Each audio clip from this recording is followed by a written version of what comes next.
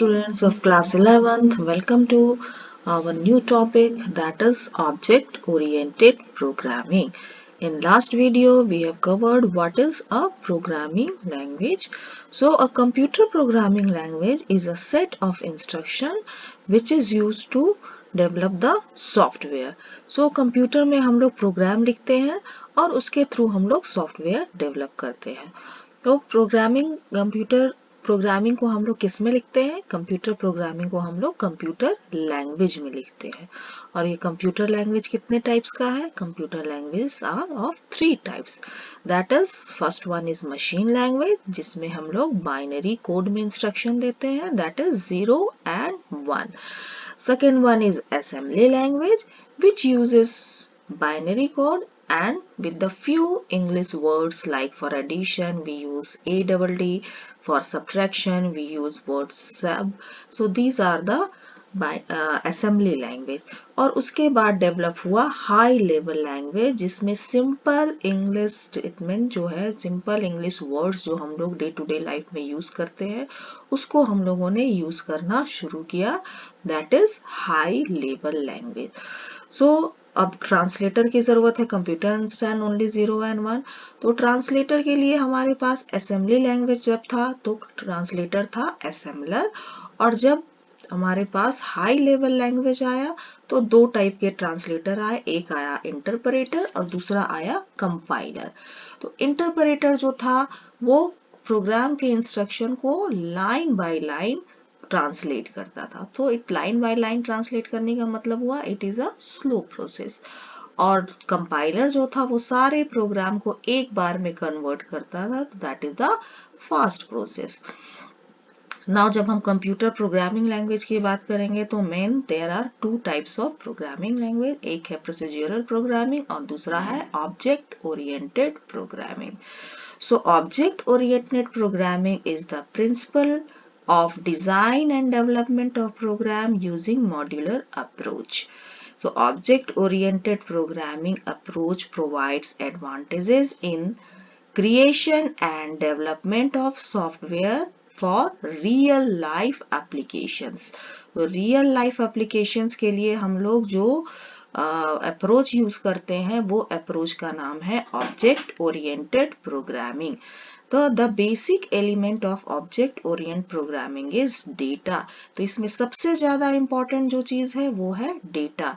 The programming are built by combining data and function that operate on the data.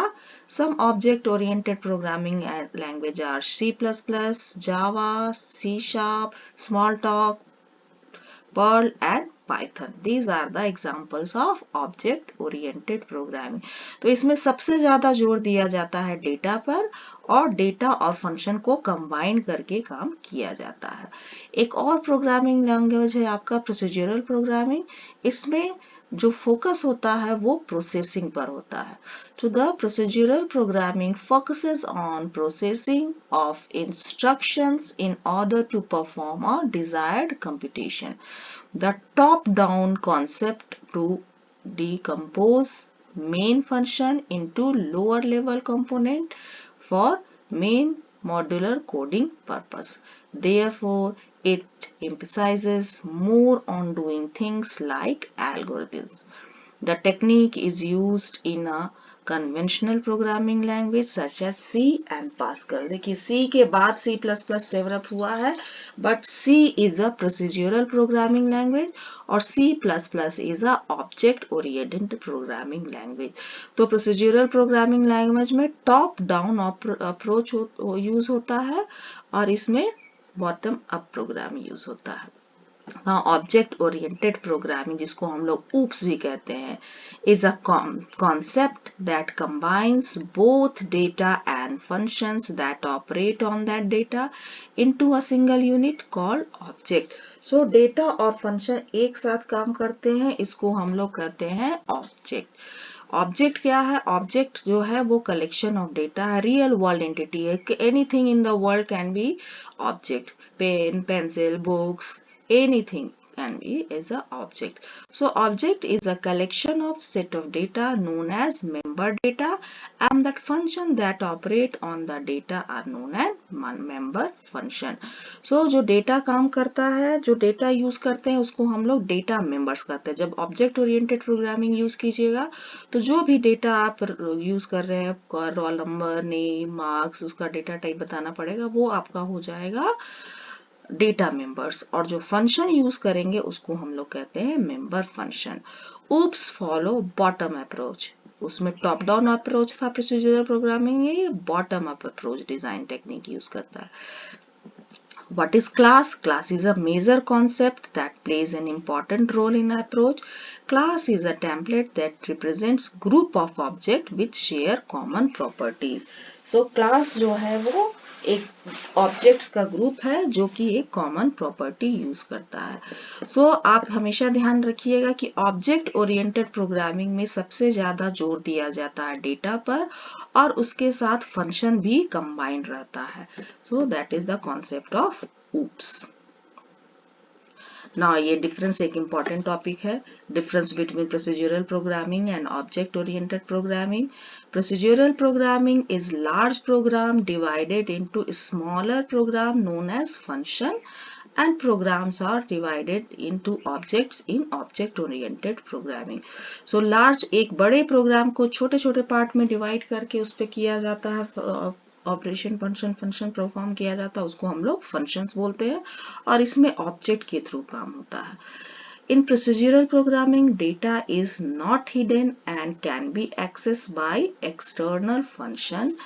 But in object-oriented programming, data is hidden and cannot be accessed by external function. Procedural programming follow top-down approach in the program design. Object-oriented programming follows bottom-up approach in the program design. इसमें जो होता है top down, याद रखिएगा top down ऊपर से नीचे, and इसमें बॉटम अप अप्रोच यूज होता है. प्रोसीजरल प्रोग्रामिंग डेटा में communicate with each other through function. इसमें जो होता है सो फंक्शन के थ्रू होता है. But in object oriented, object में communicate with each other through function. इसमें भी फंक्शन के थ्रू होता है, इसमें भी फंक्शन के, दोनों में फंक्शन के थ्रू ही काम होता है, लेकिन इसमें डेटा पर है और इसमें ऑब्जेक्ट है. It emphasizes on procedure rather than data. Or procedure object oriented programming emphasis is on data rather than procedure. तो इसमें जो भी है वो डेटा है और इसमें जो है वो फंक्शन है. याद रखिएगा प्रोसीजरल प्रोग्रामिंग जो है वो फंक्शन पर जोर देता है. हर एक प्रोग्राम फंक्शन छोटे छोटे पार्ट में डिवाइड है, और इसमें जो है आपका ऑब्जेक्ट पर रिलेटेड है. Now some major characteristics of OOPS, that is object, class, data abstraction, encapsulation, inheritance, overloading, polymorphism, dynamic binding and message passing. These are the basic concept of OOPS. So OOPS को देखिए class and object है, लेकिन जो main characteristics of OOPS है वो है data abstraction, encapsulation, inheritance and polymorphism. जब आप चर्चा करेंगे कि what are the basic concept of OOPS तो आपका आएगा यही 4 कॉन्सेप्ट. उसके साथ साथ ये कॉन्सेप्ट भी जानना जरूरी है. What is object, what is class. So first, what is an object. Object are basic building blocks for designing programs. So object is a collection of data members and associated member function. So an object represent a person, place, a table or data. So anything on the world, कुछ भी आप represent कर रहे हैं, world का किसी भी चीज को represent कर रहे हैं, that is an object. That is a person, place और a table of data, या आप कह सकते हैं pen, pencil, man, animals, cat, dog, anything that represent the real world entity, that is known as object. So each object is identified by a unique name. Each object must be a member of particular class. Example, apple, orange, mango are the object of fruit class. तो जैसे person हुआ, person के अंदर man, woman, are children are the example of person. तो आप define कर सकते हैं कि इसके अंदर आपका जो क्लास है, सो ऑब्जेक्ट के अंदर, क्लास के अंदर डिफरेंट ऑब्जेक्ट्स बने होते हैं। फ्रूट क्लास है तो उसके अंदर एप्पल, ऑरेंज और मैंगो है। और जैसे पर्सन है, जैसे एनिमल है, एनिमल के अंदर cat, dog, anything that is within animals. So object क्या है? Object is a person, place or thing, or object is identified by a unique name and each object is a member of particular class. तो देखिए data members है, object student है, suppose एक object student है तो उसके अंदर क्या क्या आएगा? Name, registration number, course, member function के अंदर आएगा गेट डेटा, डिस्प्ले। तो ये डेटा मेंबर्स है, नेम, रजिस्ट्रेशन नंबर और कोर्स, और ऑब्जेक्ट है आपका स्टूडेंट।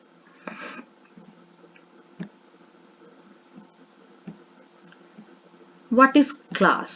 अब class क्या है? Class can be made up user defined data type with the help of class. Object can be made user defined data type.